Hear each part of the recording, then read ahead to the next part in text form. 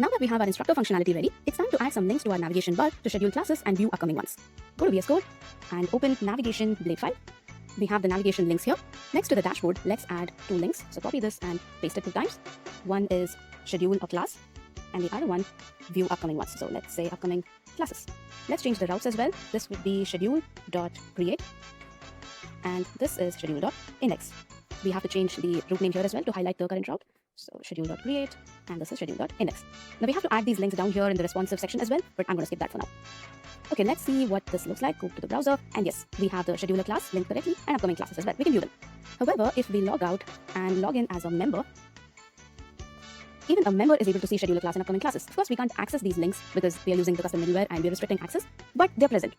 So how do we make sure that different users see different links here based on their role? Because this navigation blade view is common for all users.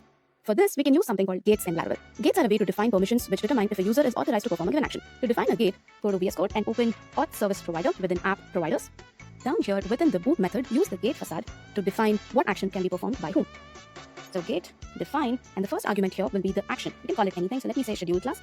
So I'm defining this action and I'm specifying who are the users or what is the case where this action can be performed. So user closure and pass the user model and specify the condition in which this action can be performed. The condition is that this user's role must be equal to instructor and return this. So if this is true, then this action can be performed. Alright, let's import the required classes, facades, gate, and the user class, app models user. Alright, now the gate is defined, let's use it in our navigation view. Here, these two links should be visible only if the user can schedule a class. So use the can blade directive and specify the class here. Here, end can. Okay, now let's check.